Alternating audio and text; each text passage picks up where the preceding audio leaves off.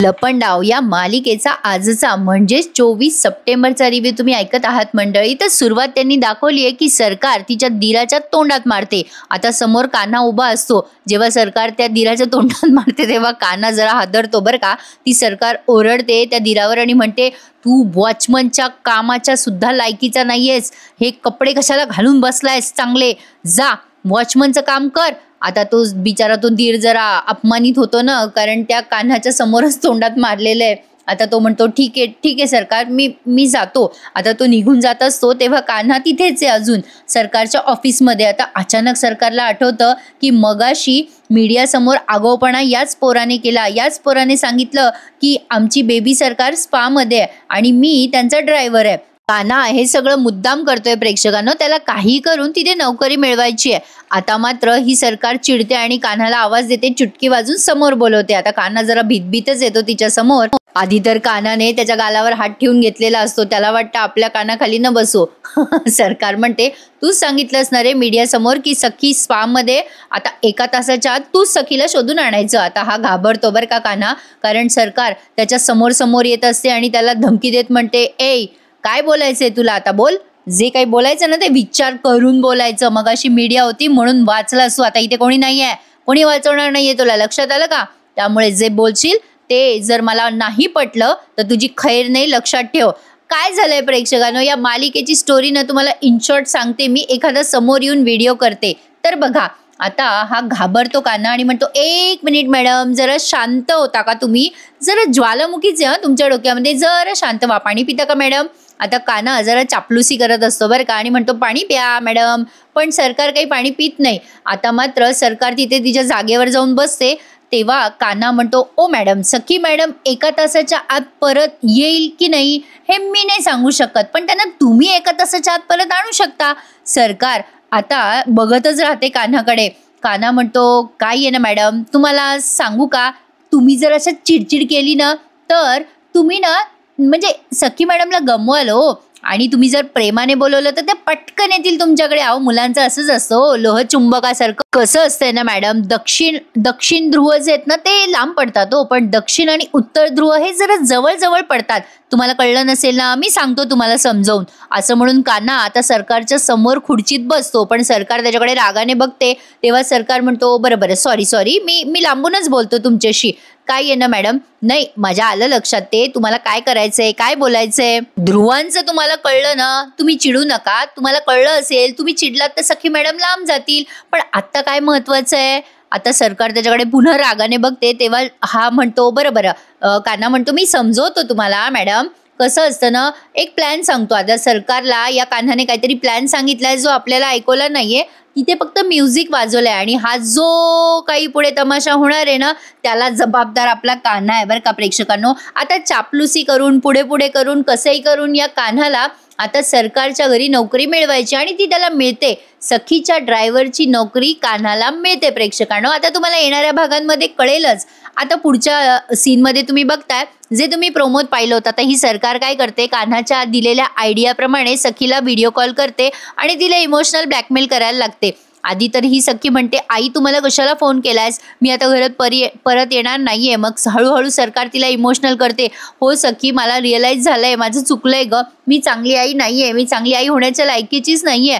आता तू घरी नको येऊस परत, मला नेहमीच तुझी आठवण येईल ग। आणि आता चाकू काढते हातातनं, ती सखी घाबरते, मग ती रडायला लागते, नको आई असं नको करूस। आधी तर ती विरोध करत असते, मग ही मुद्दाम इमोशनल ब्लॅकमेल करते, बेटा मला कळलं ग, माझी लायकी नाहीये, मी एक फेलियर आई आहे। आणि ते चाकू हातात घेते, तेवढ्यात आता ती लहानी काकू येते, दार वाजवते, सरकार दार उघडा। आणि मग सखी घाबरते, तिला वाटतं तिची आई नेमकं काय करतीये आणि तिच्या लक्षात येतं की तिची आई आत्महत्या करायचा प्रयत्न करते। पण हे सगळं काही खरं नाहीये बरं का। सखीला घरी परत आणण्यासाठी हा एक डाव आहे सरकारचा, आणि तो जो डाव रचलाय ना तो आपल्या कान्हाने रचलाय, सरकारला मदत करायची म्हणून। काही झालं तरी कान्हाला गुडबुक मध्ये यायचंय सरकारच्या। बघत राहा पुढे काय काय घडतंय। मालिकेचे एपिसोड ना पुढे खूप इंटरेस्टिंग होणार आहेत प्रेक्षकांनो। आता जेव्हा चाकू घेतला सरकारने हातात तेव्हा सखी घाबरते आणि म्हणत असते, आई तो चाकू सोड, वेडेपणा करू नको, मी घरी परत येतेय। पण आता सरकार मात्र मुद्दाम थोडंसं इमोशनल करते अजून, अगं नाही सखी मला जाऊ दे, मी चांगली आई नाहीच आहे, मी तुला खूप प्रेशराईज करते ना, वगैरे वगैरे, आणि हाताला चाकू मारून घेते। आता बघा, ती सखी खूप रडायला लागते. तिला कसंही करून आता घरी पोहोचायचं असतं, कारण तिची आई घायल झाली आहे. तिच्या आईचं काही बरं वाईट झालं तर काय होईल या भीतीने ती रडायला लागते आता आणि स्वतःलाच जबाबदार ठरवायला लागते. आणि मग ती ड्रायव्हरला म्हणते, ड्रायव्हर काका चला ना, गाडी जोरात पळवा, मला बंगल्यावर जायचंय माझ्या. आणि ती ॲड्रेस सांगते ड्रायव्हरला. आता ड्रायव्हर म्हणतो, मॅडम मी जोरात चालवतोय पण समोर ट्रॅफिक जॅम आहे, मला नाही जाता येणार, तुम्ही शॉर्टकट रस्त्याने जाल का? तिथे मोठी गाडी जात नाही. मग ही लगेच गाडीच्या खाली उतरते सखी आणि शॉर्टकट रस्त्याने पळायला लागते. पैसे देते बरं का ड्रायव्हरचे. आता जेव्हा रस्त्याने पळत असते तेव्हा अचानक तिची पुस्तकं खाली पडतात आणि ती खाली वागते. तेव्हा कान्हा तिच्या समोर येतो. हे जे सीन आहे ना त्यांनी मस्त दाखवलं आहे, कान्हा आणि सखीची पुनर्भेट. आता बघा, हा कान्हा सखीला बघून खुश होतो आणि म्हणतो, अरे वा सखी मॅडम तुम्ही इथे, अहो इथे काय करताय तुम्ही? सखी म्हणते, काही नाही, अरे ते. मग कान्हा म्हणतो, काही टेन्शन आहे का, मदत हवी का तुम्हाला, घरी काही प्रॉब्लेम झालाय का? मग आता सखी म्हणते, हो मला घरीच जायचंय, मला लवकर जायचंय. मग कान्हा म्हणतो, हो मग काही प्रॉब्लेम झालाय का सांगा ना. मग सखी म्हणते, मी सगळं तुला रस्त्यात सांगते, तू प्लीज मला सोडवशील का घरी? आता लगेच कान्हा तिला म्हणतो, अरे बसा मॅडम, मी लगेच सोडवतो तुम्हाला. कान्हाने आता त्याचं जॅकेट काढलंय आणि ते असं हवेत फिरवलंय आणि सखीला असं त्या जॅकेटला घट्ट बांधलंय. सखी आणि कान्हा एकमेकांकडे बघतच राहतात. आता कान्हा तिला म्हणतो, काही आहे ना मॅडम, शॉर्टकट रस्त्याने तुम्हाला घेऊन जातोय, जरा खराब आहे रस्ता, म्हणून थोडं सेफ्टीसाठी असं तुम्हाला बांधलं, चालेल ना? सखी म्हणते, हो चालेल ना. आणि मग कान्हा शॉर्टकट रस्त्याने तिला नेताना दाखवलाय. खूप थरार त्यांनी रंगवलाय, त्यामुळे तुम्हाला एपिसोड आजचा जरा लहान वाटेल, पण तुम्हाला मी डिटेलमध्ये दिलाय बरं का. पुढे बघा काय होतं. सखी आता कशीबशी कान्हाच्या गाडीवर घरी पोहोचते आणि इथे मालिकेचं शीर्षक गीत ऐकायला लई भारी वाटतं राव. या मालिकेचं सगळ्यात प्लस पॉइंट काय आहे माहितीये प्रेक्षकांनो? या मालिकेचं शीर्षक गीत जे अतिशय गोड आणि सुमधुर आहे, आणि दुसरं म्हणजे या मालिकेचा हिरो जो अतिशय गोड आहे. तर बघा, आता सखी घरी पोहोचते तेव्हा सरकारला विश्वास बसतो की चला हा माणूस काहीतरी कामाचा आहे. आता सरकार नाटक करत असते प्रेक्षकांनो. तिने हातावर सुद्धा लाल रंगाचं काहीतरी सांडून घेतले जेणेकरून ते रक्त दिसावं, सखी घाबरावी म्हणून. आता खूप आवाज, बाहेरून आवाज येत असतात, दार उघडा. आता सखी म्हणते, दार उघड आई, मी आली आहे. आता ती सरकार अशी म्हणजे खूपच विचित्र अवस्थेत दार उघडते, तिला उभं पण राहता येत नाही असं ती नाटक करते. मग सखी आत येते आणि म्हणते, आई असं का केलंस ग? अगं आई, तुला काही झालं असतं तर मी काय केलं असतं? आता तो इमोशनल ड्रामा थोडा रंगवला त्यांनी. आता ही काकू जी आहे ना, तिला माहिती आहे की ही सरकार भलती आगव आहे. आता ती आल्यावर मुद्दाम इमोशनल करते सरकार सखीला आणि म्हणते, सखी तू आलीस बेटा, माझे डोळे मिटायच्या आत मी तुला बघितलं. आता तो धीर येतो आणि म्हणतो, डॉक्टरांना बोलवायचं का? सखी पण म्हणत असते, डॉक्टरांना बोलूयात. आता तो धीरही येतो आणि म्हणतो, हो मी डॉक्टरांना बोलवतो, सरकारला खूप त्रास होतोय ना. आता बघा, ही मुद्दाम नाही नाही म्हणत असते सरकार, डॉक्टरांना नका बोलू नका बोलू. आणि मग म्हणते, जोपर्यंत तू मला प्रॉमिस करत नाहीस ना तोपर्यंत मला डॉक्टरांकडे नाही जायचं, मला नाहीच जगायचंय सखी. मग सखी म्हणते, बरं आई, मी प्रॉमिस करते तुला, सगळं तुझ्या मनासारखं होईल. झालं, या सरकारने बरोबर प्रॉमिस घेतलं या सखीकडून आणि तिच्या मनाप्रमाणे सगळं घडेल असंच सांगितलंय.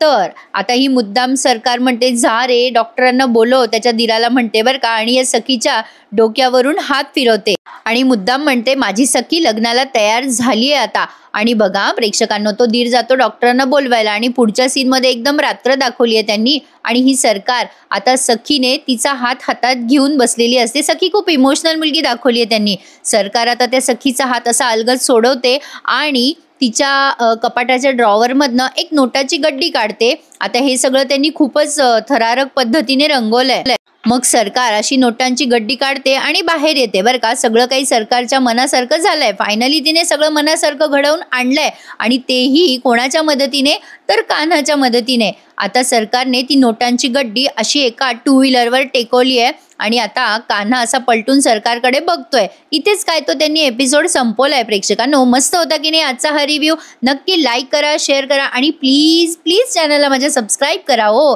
कारण लपंडाव या मालिकेचा रिव्ह्यू छान देते की नाही मी तुम्हाला, नक्कीच तुम्हाला आवडेल. पुढचा प्रोमो सॉलिड दाखवलाय त्यांनी. आता हा कान्हा त्या दाभाडे मावशीला थांबवत म्हणतो, मावशी काय डील झाली आहे सरकारची आणि तुमची मला सांगा. दाभाडे मावशी सांगतील का ते कळेलच. आता सरकार इमोशनल ड्रामा करत म्हणते, सखी तू म्हणशील तसंही होईल बेटा, तू ज्या मुलाला सिलेक्ट करशील तोच मुलगा तुझ्या आयुष्यात येईल. मग सखी म्हणते, हो आई तू म्हणशील तसं. आणि आता ती ते फोटो घेऊन येते तिच्या त्या दारुड्या काकाकडे आणि त्या काकाला म्हणते, काका बघ आईने ठरवलंय की मला जो मुलगा आवडेल त्याच मुलाशी आई माझं लग्न लावणार आहे. यामध्ये काही फोटो आहेत बघ. आता तो काका म्हणतो, अगं सखी तुझी आई कशी आहे मला माहिती आहे. त्यामध्ये एकाच पोराचे फोटो असणार आहेत. आता तुम्हाला काय वाटतं प्रेक्षकांनो, सखी ते फोटो बघेल तेव्हा सगळ्या फोटोंमध्ये एकाच मुलाचे फोटो असतील का? मला कमेंट करून सांगा. आजचा रिव्ह्यू कसा वाटला? भेटूयात उद्या. काय आहे ना प्रेक्षकांनो, घरी देव बसले, सकाळी आरती वगैरे असते, सगळं सांभाळून तुम्हाला रिव्ह्यू द्यायचा प्रयत्न करते. कधी नाही देता येत, कधी लगेच देते, होतंच. पण थँक्यू सो मच, तुम्ही सगळेजण मला समजून घेता त्यासाठी. तर बघूयात लपंडाव या मालिकेमध्ये पुढे काय काय ट्विस्ट येणार आहे. पण एक प्रोमो आला या मालिकेचा, तोही सांगते जाता जाता. त्या प्रोमोमध्ये सखीला कळतंय की तिच्या आईने तिच्या विरुद्ध हे षडयंत्र केलंय, पण कोणाच्या मदतीने केलंय हे अजून रिव्हील नाही झालं बरं का. कान्हा हा पडद्यामागचा हिरो असणार आहे प्रत्येक क्षणाला. तर मंडळी बघूयात पुढे काय काय घडतंय. सखी म्हणते मी लग्न करेल पण तुझ्या पसंतीच्या मुलाशी नाही तर माझ्या पसंतीच्या मुलाशी. नक्कीच आता कान्हा सखीच्या आयुष्यात येऊन तिच्याशी जवळीक साधणार आणि या सरकारच्या मदतीने म्हणजे बरेच काही पुढे प्लॅनिंग चालणार आहेत. बघूयात मंडळी काय काय घडते. तर असा होता आजचा हा एपिसोड. कसा वाटला सांगा, कमेंट करा. टेक केअर करा. उद्या भेटूयात पुन्हा एकदा. तोपर्यंत धन्यवाद.